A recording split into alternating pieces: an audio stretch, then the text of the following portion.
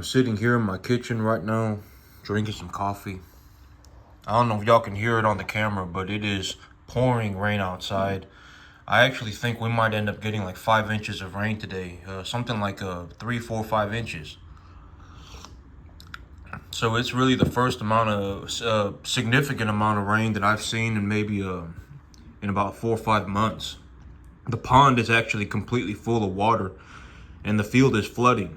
So that's very good. I mean, I haven't seen this much rain in maybe 3 or 4 months, and the field has been dry. It's been dry. The grass has been growing slow. I needed water. So right now, the grass is going to do real good. It's a big old thunderstorm outside. And thunderstorms, the cool thing about thunderstorms, I talk about thunderstorms, the idea of atmospheric nitrogen, right? Whenever there's a thunderstorm, that lightning will actually create heat inside of in the atmosphere. It will create heat and it will fuse nitrogen particles to the water, and then it will give nitrogen fertilizer to the plants. So I got a good bit of nitrogen coming down on the ground. Not a lot, but I mean a little bit. And I had a good bit of nitrogen that I had put on the field too. So but before it rains again, the next time before it rains, I'll have to fertilize again.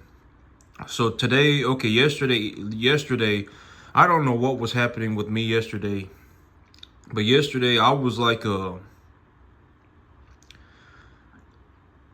I was taking a look at this deal, and it just really messed me up. I was taking a look at it, and I was like, man, I was sitting there feeling like I was gonna throw up. I only slept for about 5 hours, but today I'm all good. So I wanted to go over my business plan. What am I going to do? What's the big idea? What am I looking to do? So today I'm all good. Yesterday at about 5 o'clock, I really just kind of came to my senses. I'm gonna drink a little bit of coffee while it's still hot. I came to my senses, and then I came to the realization that I may not even end up doing this deal, and I may not even end up doing this deal. If I get the right deal for the property, then I'll do it. But if I don't get the right deal, then I won't do it. So the whole thing right now is that I was taking a look at the situation, and I'm squared away. I'm good to go. I actually wrote down a more accurate business plan because there were a couple of mistakes that I was making in terms of thinking about my business. And so right now, effectively, I have about $1 million ready to go. I really want to invest about $1 million into buying more land. And the thing about buying more land is that when I buy more land, I'm not worried if it's $1 million and it's it's 100 something acres, 100 something acres.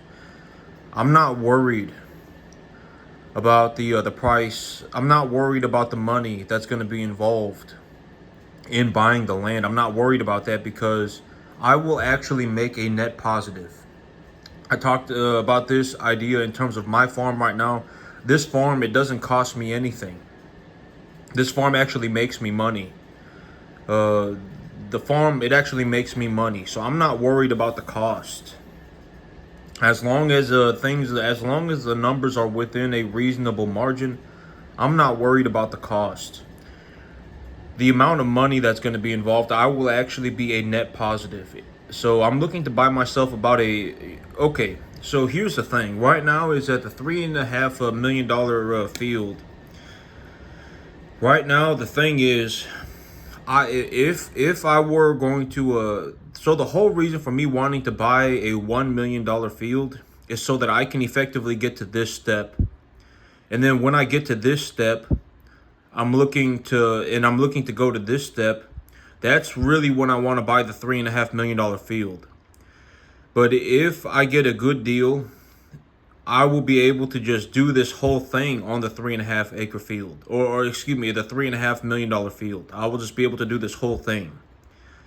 But if I need to have the right deal. Okay, the thing is that this deal, I am 100% capable of doing this deal. That's out of the question. I'm able to do it. All right.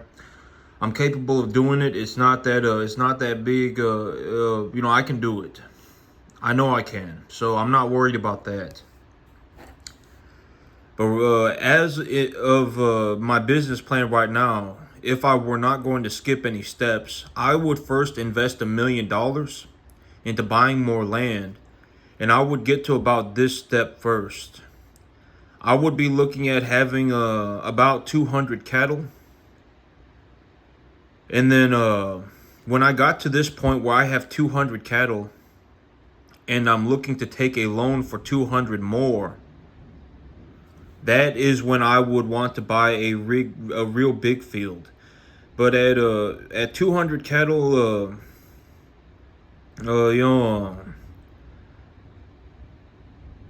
okay. So I'll talk about the business plan. So there were a couple of mistakes that I was making. So right now on this field, right now I can probably get myself to 100 cattle worth of equity. All right, I have 33 cattle right now. And the big idea of the one cattle worth of equity, and I'll write this down because it's gonna be I think it's, for whatever it might be easier. It's a 10% deduction of the feeder cattle price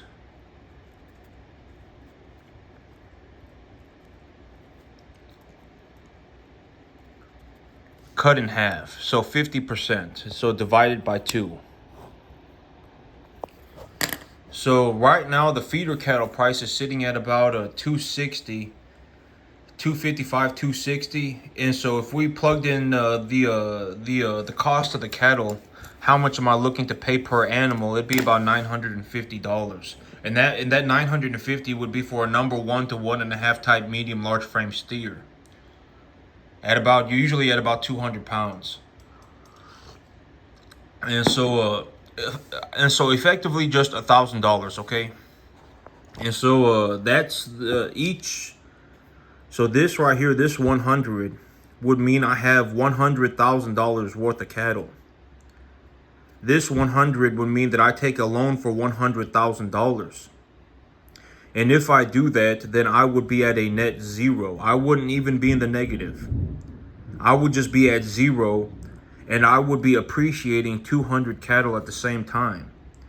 And when I run these cattle, if I just go through the business plan, the entire business plan, just as it is, if I take those 200 cattle from about 200 pounds up to about 850, 900 pounds, usually I will double my money. I will just about double my money. So if I sell them if I sell that number 1 to 1.5 type medium large frame steer at 850 pounds, 900 pounds, usually I'll get about 2,000 for that animal. So whatever the cost of the animal was, I will just about double it. And I can usually do that in about 9 months. It would take me about if I have a lot of grass and I have these cattle on grass, it will take me about 9 months to take an animal from about 200 pounds up to, well, maybe 10 months. It'll take about 10 months for me to take that animal up to 850 or 850, 900 pounds. It'll take about 10 months. And 1 year is 12 months. So, but I just said, that 15% extra, I'm just going to use that as a reasonable margin of error. So I just said it's going to take me 1 year to lowball myself. Usually it's not going to take me 1 year. If it takes me 1 year to take an animal from 200 pounds to 850, 900 pounds, and they're at a body conditioning score of 6, something would be wrong. I mean, a body conditioning score of 6 would mean that the animal is slightly obese, a good bit obese. And so if the animal's going to get obese, the animal needs to be eating a certain amount of food, and if they're eating that certain amount of food, then they're going to be putting on the weight. So it'll usually take me about 10 months, but I just said 1 year just to give myself a reasonable margin of error. And I just called it a day, and to just give myself a reasonable margin of error. And so by the second year, I would start off the second year. Okay, so I would end the first year with about 400 grand, right? So each one of these is one animal, and each animal is worth about 1,000 with the current market price. So I would end the first year with about 400 grand. I took 100 grand off of there just to, cover my costs, right? I don't want to be I don't want to live like a bum, right? I don't want to be homeless. I need money to live off of, and the running the farm is going to cost money. So I took 100 grand off of that, and then I also took the 100 grand that I owed the bank off of that, and now I'm at 200.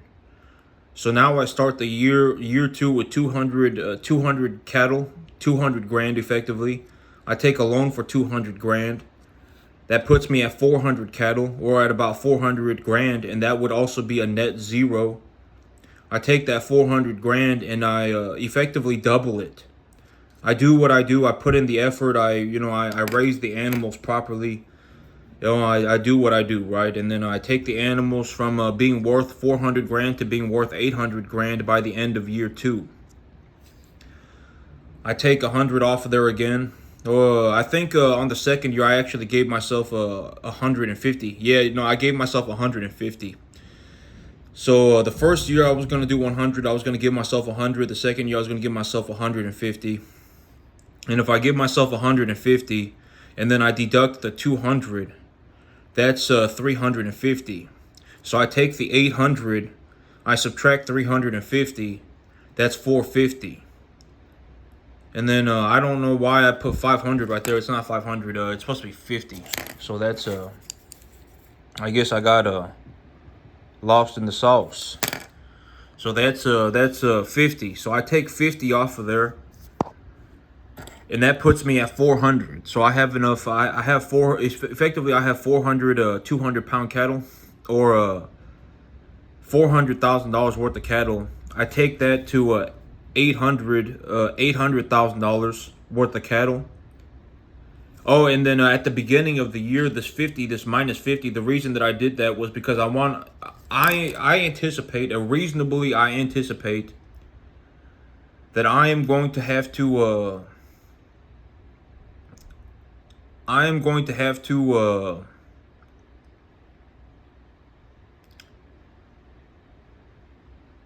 run 400 cattle. I will have to run 400 cattle to effectively make this 362 acre field work. If I can run 400 cattle on 362 acres, I can make it work. And the big thing about these cattle is that we're not talking about big old mama cows, right? We're not talking about big old bulls either. I mean, these are, on the average weight, they're going to be about 6.25. I'm starting them off at 200 and I'm taking them up to 850. The median weight is going to be around 575 or something, 600, something like that, 550, 600, something like that. So we're not talking about big old animals, right? And so it's not out of the question. I mean, I'm not going to be running big old mama cows. I'm not going to be running big old bulls. I'm talking about running an average weight of about 5.5, 600. And so I can easily run one animal per acre. I might even be able to do more. So, but a reasonable anticipation is I'm just going to say one animal per acre. And about one, just a little bit over one. I mean, 1.1 animals per acre. I need to run about 400 cattle a year. I need to run about 400 cattle a year to make this business work. And so if I do that, 450. So I need to run 400 animals. I take 50 off of there. That leaves 50,000 in my business. So the LLC will just have 50,000 in the LLC. That puts me at 400 grand or 400 animals. So I took the original 450,000. I took 50 off of there, put it in the left it in the business as 50,000. Now I'm at 400 animals worth of equity, or 400 grand. I take that 400 grand, I turn it into 800 animals worth of equity. And then I take 150 off of there so that I can just, I need to do things like pay for the fertilizer and pay for things. And 150, I know I'm not going to use $150,000 a year, but I got to pay for things, right? Whatever I need, I can do that. Fertilizer, whatever I want to do. And then I take 250 off of the 650 again, so I'll have 650,000. 650 animals worth of equity. I take 250 off of the business. That, and then I leave the 250 is going to be the profit of the business. My salary is going to be 150, and if I just rinse and repeat that until year 7, the beginning of year 7, my business will have $800,000 liquid cash, and I will have 400 cattle worth of equity as well. And this number, I'll also have to pay taxes on it too. So, right, but so this is also why I lowballed myself. I gave myself, I said it's instead of it taking me 10 months, I'm just going to say it takes me a year. That's a 15% deduction. Am I really going to use $150,000 a year? Probably not. But I just did that to lowball my estimate. So I was originally anticipating I was going to have about $750,000 and then 400 cattle worth of equity. So it would be about $1 million, about $1.25 million. And I would take this money and then just use it as a down payment. I would give it to the bank as a down payment to get the rest of the property as a loan. So that would be the big idea. And this money also right here, this money, if I use that money if I use that money to pay off land, I can actually hold the land as collateral and then reborrow this money. So, and then I can take that money and I can use it whatever, right? So use it as part of. I can hold the equity as collateral. That I've been talking about this using land as collateral, right? And so, if this deal works out for me, which I don't know if it's going to work, how am I supposed to know, right? I mean, the whole thing about this is I'm ready to find a deal. I'm ready to go. I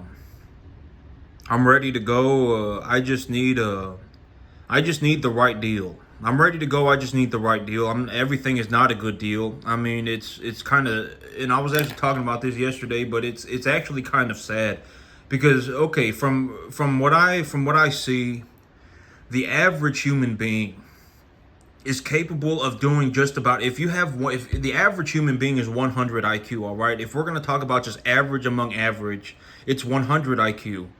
And it's been well proven that if you have 100 IQ, that you can effectively learn how to do anything. But, and I'm going to use me as an example. It's like me, when I was going to school and they put me in it's like it was mandatory for me to learn pre-calculus and physics. And it's like physics has pre-calculus and calculus involved in physics, and it's like me there was legitimately zero way that I was gonna do any sort of I don't know what it is with me and but numbers, I know I'm not real good at numbers, okay? I'm more of a logic person. Like if I'm given a logic problem and I'm told, solve this problem, I can logic is something that I'm very good at, but I can't really, I don't know if I have like math dyslexia.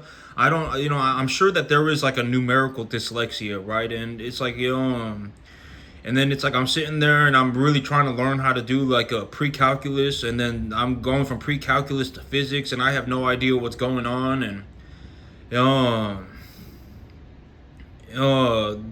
there was really, it was, it's like but if I was taught very early about investing money, that would have been significantly more productive.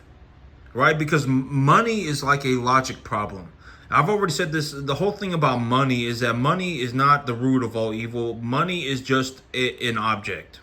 Money is just a tool.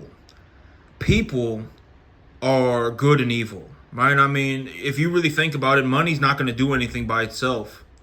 Money, people are good and evil. And if you have a malicious individual with money, guess what? I mean, they're going to be a malicious individual with money.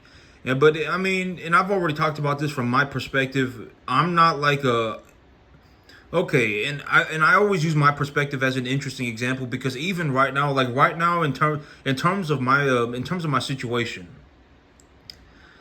I probably make a net positive of about 5 to 6, 7 thousand or something like that, something between $60,000 and $80,000. I net positive. My income is about $150,000 a year, give or take. So I would say last year my income was 160 grand.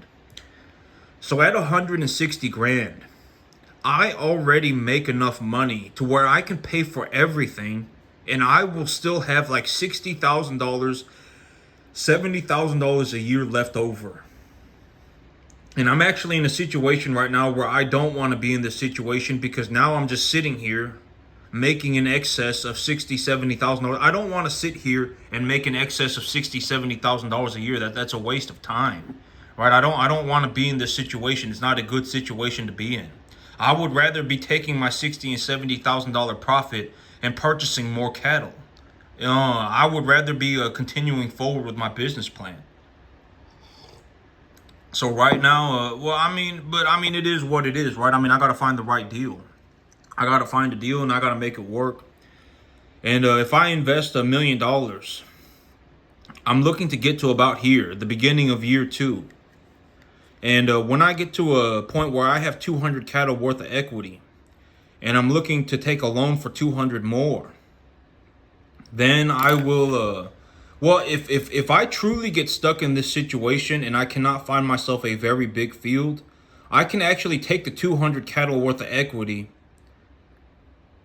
cash that out, and then I can actually take this 200 cattle worth of equity, just hold on to the money, have $200,000 in the bank, and then take a loan for 200 grand.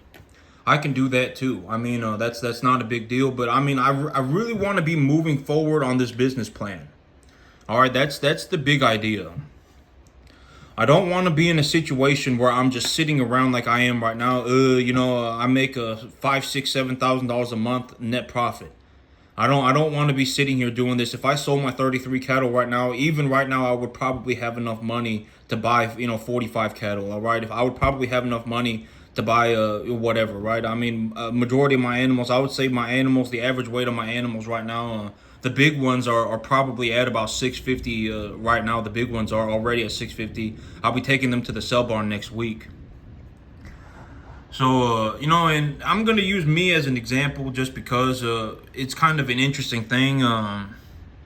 From what I have personally seen, it doesn't matter how much money somebody has. If an individual has major issues, like they're some majorly wrong going on with them, they drink, they're on drugs, they got 5 girlfriends,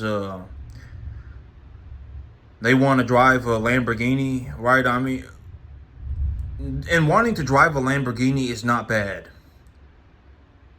Wanting to drive a Lamborghini with a $2 to $5 million net worth, that's bad, right? I mean, even me right now, I could easily go and buy myself a Lamborghini, but am I going to do that? Absolutely not. I mean, God knows it. I mean, why would I do that? I mean, that's not good, right? That's what I call slapping people in the face with money. It's not a good idea. I mean, why do that to yourself? That Lamborghini is not useful in any sort of way. But I mean, there are also people, right? I mean, 40, 50, 60, $100 million net worth, have a Lamborghini, have 4 or 5 Lamborghinis. Do whatever the heck you want because 5 Lamborghinis at that point is negligible, right? I mean, it's negligible at $100 million net worth. 5 Lamborghinis is not that big of a deal. I mean, what were we talking about? A couple $1,000,000, right? $2 to $3, $4, $5 million. Chances are, I mean, some of these Lamborghinis sell for as low as 250 grand. A brand new one sells for as much as something like 750, $1 million, something like that. So, I mean, we're not talking about the most. Sit around on the market for a little bit and get a good deal on one, and I mean, we're talking about 350 grand, right? I mean, so 5 Lamborghinis is what, $1.5 million. At $50 million, at a $50 million net worth, $1.5 million is like what? Is like 2 years, right? 2 years worth of profit, right? So it doesn't really matter, right? I mean, So I mean, it don't really matter, right? But as long as, and this is also why I just give the information that I do, because in all honesty, from my personal perspective, even at $150,000 a year, I bring home about 150 grand. All right, because I run my own business. I take my all of my profits and I purchase tax deductible assets. I bring home about 150 grand a year. That's after I've paid for every. I bring home about 150 after everything. That's about how much money hits my bank account. I purchase these cattle. I have my own LLC. The cattle are a tax deductible asset, etc., etc. So I bring home about 150,000 a year, and I already have enough money to effectively do anything the heck that I want. I legitimately feel zero money problems. Zero. I live completely comfortably. I do whatever the heck I want, and I still have about 70, $80,000 a year left over. Cash, money. Right? I mean, if I just sat around, there would be about 60, 70, $80,000 in my bank account at the end of the year. Even after I did whatever the heck I wanted, I would still have like 60, 70, 80 grand in my bank account. All right. If I sold these 33 cattle, if I sell these 33 cattle at 650, I will, if I sell these 33 cattle, I will probably make enough money off of these 33 cattle to purchase close to about 50 animals. All right, because realistically, if I took these animals up to 850 and I sold these 33 animals, I would probably have closer to about 65, 70 animals worth of money. And I was talking about this, I just lowballed myself at 50. So realistically, if I sold these 33 cattle, I would make enough money to purchase about 50 cattle. And to take an animal from 200 to 650, it takes me about half a year, maybe about 5 months. So I can make effectively I can make about a 30% return on my money every about 5 months. And as of right now, I can more or less do whatever the heck I want already. All right, I have legitimately zero money problems. I legitimately zero money problems. I don't know how else to describe that, but I have legitimately zero money problems. Like I don't do drugs. I don't drink. I don't have 5 girlfriends. I don't have a Lamborghini. You know, I got myself a perfectly good. I live in a trailer house, but the thing is perfectly good. Nothing wrong with it. I drive an F-150. Nothing wrong with it. I legitimately feel zero, money problems. I have legitimately zero money problems, and I bring home 150 grand a year, about 150, 160. That's about my net take home pay. Why? Because maybe I bring home about 140, right? Because I mean I still got to pay there are some taxes that I still need to pay, but I bring home about $150,000 a year net take home pay, and I legitimately have zero money problems. I'm actually looking to take my money and invest it into buying myself, into getting myself into further down my business plan. So even right now at $150,000 a year, I legitimately am. I legitimately feel the effects of wealth. I do not have the capacity. I legitimately have nothing else that I can buy. Reasonably, there is nothing else that I can buy. The only reasonable thing to do with this amount of money is legitimately invest it. From what I believe, that is what I see. I should take this money and just grow my business, because if I were to legitimately spend $6,000 a month, it would be like a major problem. My income in reality, $150,000. If I had legitimately convinced myself that I should just spend $6,000 a month, then it's a good sign that I have developed a major problem. But me, I just take all my money, I invest it, I put it into cattle, I get a tax deduction for it, I increase the value of those cattle. When the cattle go up in value, they go up in value via an unrealized gain. And then I'm just effectively, I can do whatever the heck I want. I have enough money to effectively do anything that I want. I feel zero money stress. There is legitimately nothing in me that's like, oh my God, I don't have enough money. I don't feel that at all. And my net take home pay is about $150,000 a year. And I would say about well, about a somewhere between somewhere around, it's going to be about 100 to 110,000 that come, about 100,000 that comes from the cattle business. Because realistically, I want to be running a 40. I want to be running 40 cattle here at the same time. I want to be running 40 cattle, 35, 40. It don't matter. But these animals, for me to take them from 200 to for me to take them from 200 to 650, 550, depends. Sometimes I even only take them up to 550, because if the animals are doing real good, I don't need to take them up to 650. I'll take them up to 550, and then if they do real good, I'll still make a 30% of return. And so, I mean, every year I run probably, okay, my net take home is, because I'm gonna run about 2.5 lot of cattle a year. I'll run about 2.5 a year, and if you think about 40 animals, me running 40 animals 2.5 times a year, that's 100 animals, right? And so if I do that, then I will bring home about 100 grand. About 40 of that thousand would be in the cattle itself, or in the cattle themselves. The 40,000 would be in the cattle, and then 60,000 would be cash going into my bank account, right? So that's another way to think about it. And I've always said that cattle, I effectively consider cattle to be a cash equivalent. If I desperately need money, which is not good, you don't ever want to be in a situation where you desperately need money. Why would you desperately need money? Money is not something that you suddenly need one day. I mean, it's something, you should have been thinking about a long time ago. There is almost no situation where anybody desperately needs money. Okay, like if you suddenly broke your leg and now you can't go to the hospital, I mean, you should have. Shoulda, woulda, coulda, right? I mean, but I mean, you gotta have something, right? I mean, health insurance or something. I mean, there is zero reason for anybody to desperately need money unless that person is having major problems. So if you think about my business, and if I really needed some of the 40 grand, if I really needed some of that 40 grand, I needed some of that 40 grand, I can just liquidate a part of my herd and take the money out of my herd, right? So if I have 40 animals and I run them 2.5 times a year, that's 100 grand, right? And so, I mean, there it is, right? 100 grand, and then I get 50,000 from my W-2. That's 150 grand. Boom, there it is, right? So that's about how much money I have every year. I have probably about 150 grand. It might even be a little bit more. Sometimes, well, my cattle tend to do better than I expect. The cattle tend to do better than I expect. So, but it still ends up at about 150.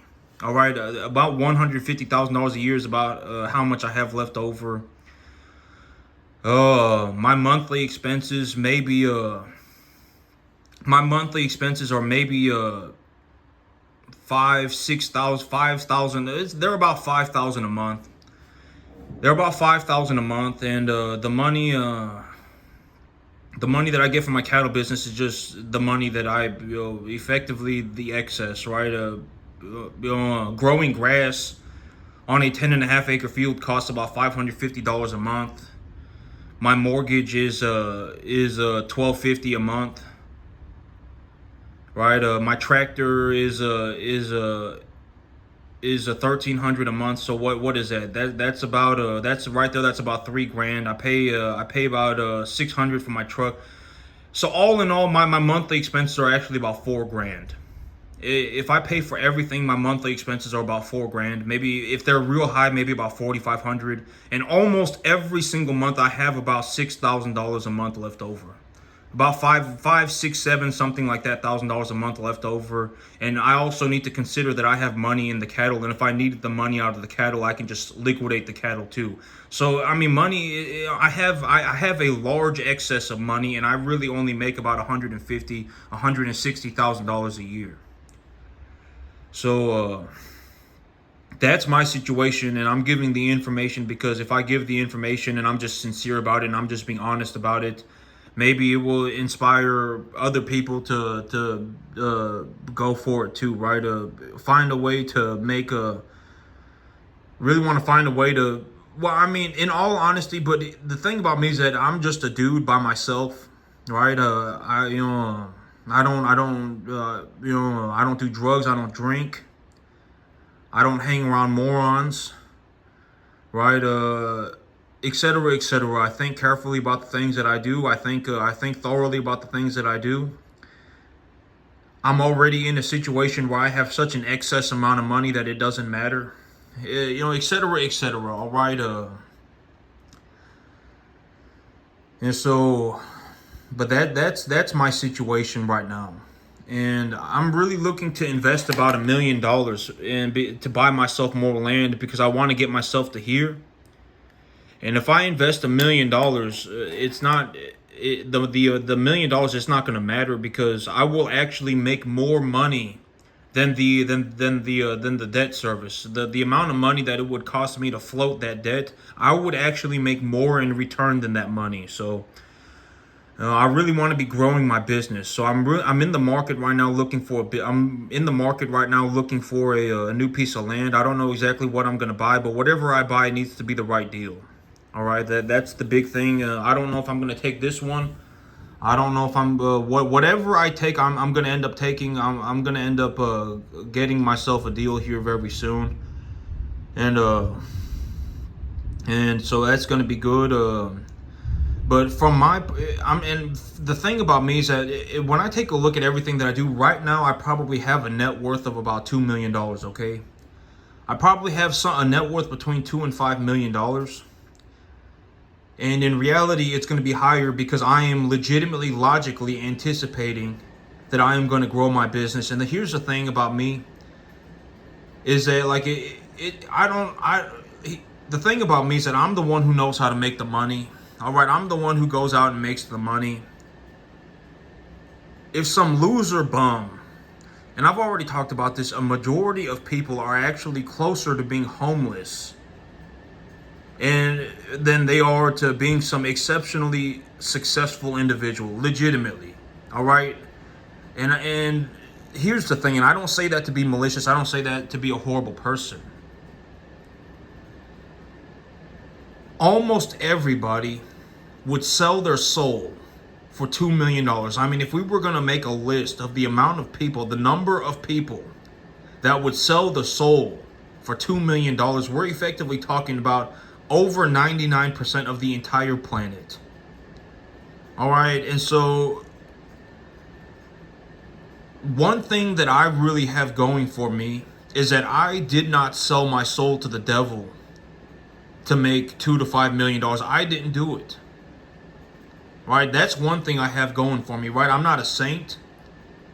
I fully admit that I'm a sinner. Everybody's a sinner in the eyes of God. Don't play yourself. I mean, you should I would highly suggest that you find your peace with God. Everybody's a sinner in the eyes of God. Don't play yourself. You're not a saint. Nobody's a saint. Unless you are a saint like you're Jesus or I don't know who else. There are many religious figures, right? And I'm not some religion specialist, but me, I always keep myself in good graces with God, right? I mean that's my big it's one of my most important things that I do with myself is that I stay right by God. And so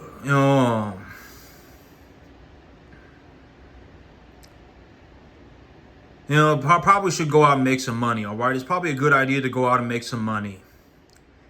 And and more people should be learning how to make money. I think that's kind of because by the time it's like, it's probably important to learn how to make money, to conceptually understand how to make money. It's a very important skill. Understanding that money is going to be involved is a very practical skill. It's very practical and it's a very useful skill. And my net worth right now is probably between 2 and 5 million. I legitimately have zero money problems. I would anticipate that my net worth goes over 10 million within the next year.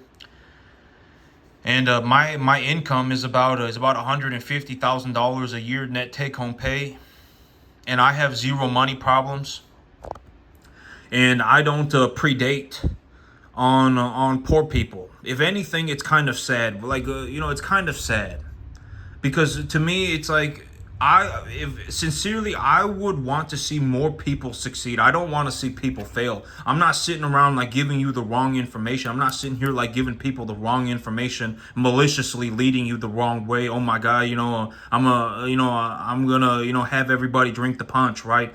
I'm not maliciously gathering people. I don't even care what you do. You can go do whatever the heck you want, right? At the end of the day, it's a free country. I mean, but surrounding yourself with rich people, surrounding yourself with wealthy individuals who are genuinely just okay people is it's the most realistic way of getting ahead in life, other than having been born with 100 IQ. Surrounding yourself with legitimate wealthy individuals, like this person legitimately has zero money problems. They live a completely just they just do completely okay. I mean, nothing like I mean, they're not right. I mean, they're not like malicious or anything. And at that point, I mean, surround yourself with people like that. Not just me. I'm not saying just me. I mean, surround yourself with people like that. And that would be the most influential thing, other than having been born with 100 IQ. All right, it's good to get invested. You want to invest your money. If you invest your money, you're not actually spending any money. You're trading your money for something that is equally as valuable. When you have something that is equitable, the reason it's equitable is because it's valuable to everybody effectively, not just you. If you want to get the value of your equitable asset, you go to a professional and ask them to appraise it. And when you store money in that asset, if it's equitable and you want to access that money, but you don't want to liquidate the asset, you can open a line of credit against it. More or less, every significantly wealthy individual understands all of these things. And these are the things that these are the things that I utilize. These are the concepts that I utilized to get myself to a point where I can do whatever the heck I want. If you think about how much money I make in terms of the reality scale, in terms of how much money I generate about $1,100 an hour. All right, every single hour, even when I'm asleep. In terms of the amount of money that I have, in terms of cash, I mean, even after I pay for everything, I still have like $60, $70, $80,000 a year left over, just sitting there. It's probably closer to 60, 70,000 just sitting there, right? I have my equitable assets. I have my cattle. I can liquidate the animals. If I really need money, I can liquidate some animals and just take the money. All right. I mean, I legitimately have zero money issues. I'm looking to grow my business. Effectively, I make about $1,100 an hour, 24 hours a day, 365 days a year. And that's how much money I generate. And this is exactly how I did it. I'm not a malicious individual. I'm not predating. Rich people. A majority of rich people you're gonna find don't hate poor people. All right. Here's the thing about being poor. Majority of rich people do not hate broke people. I'm gonna say that because here's the thing. Poor people hate poor people.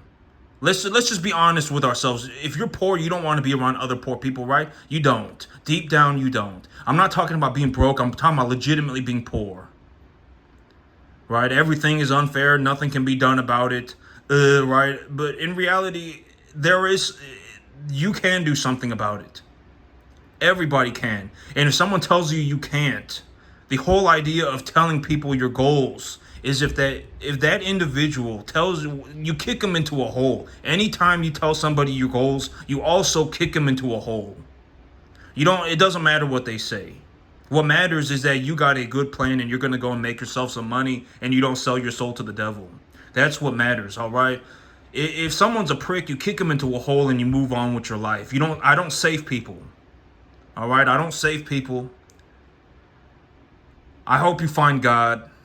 I keep my graces with God. I don't sell my soul to the devil to make money. I'm not gonna save people. I hope you find God and, you one day you wake up and you're not a prick anymore.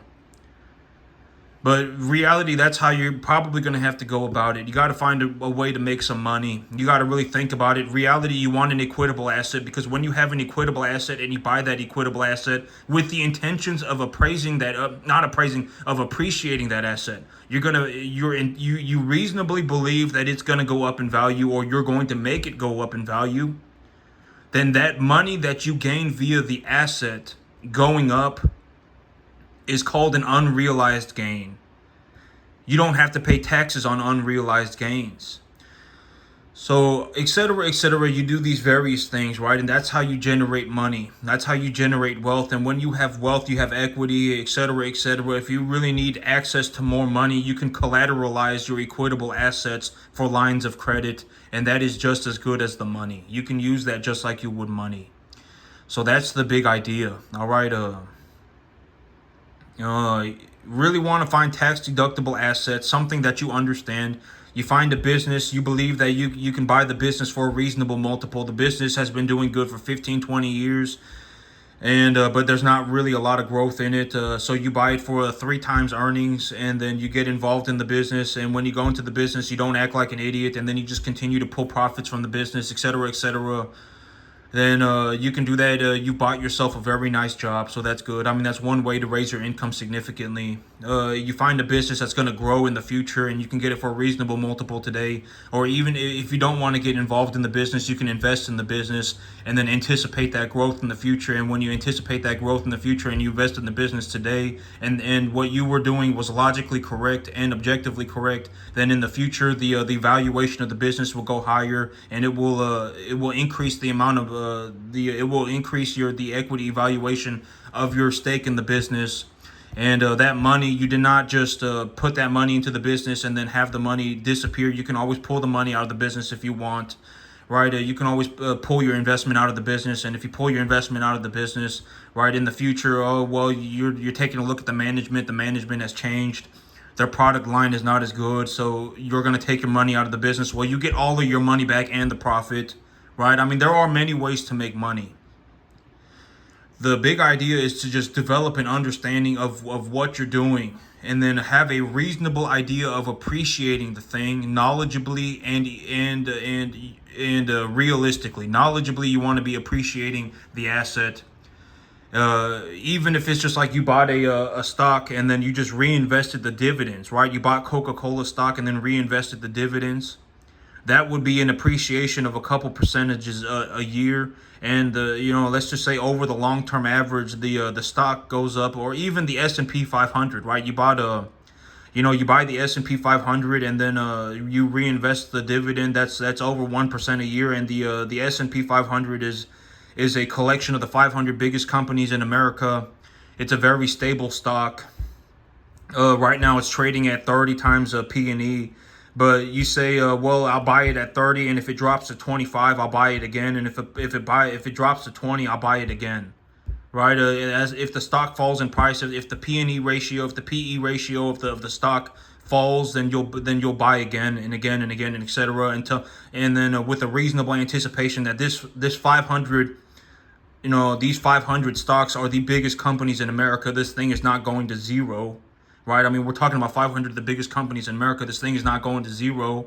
And so, if it falls to 20, if it falls to 15, then I may even consider leveraging into the S&P 500, right? If it falls to 15 times P/E, you have a logical idea of what buy a call contract, a call option contract on the stock, or buy a put on the VXX or something, right? I mean, you have a reasonable idea of what you of why you're buying the thing, and you also have a reasonable idea of having it appreciate in the future. And then you stick to your plan, you stick to what you understand, and then boom, you do that for a long period of time, for even just several years, and now you effectively have so much money where you're in a situation like me. All right, may not have the most money in the world. I don't have the most money in the world, not even close to having the most money in the world, but I also have zero money problems. I can buy whatever the heck I want and do whatever the heck I want. So that's always nice. That's always good. So not always good. That's not always nice. That's not always good. I mean, but it is what it is. I mean, I can do whatever the heck I want. I make enough money to do whatever the heck I want. So that's it for me today, YouTube. Y'all have a good one.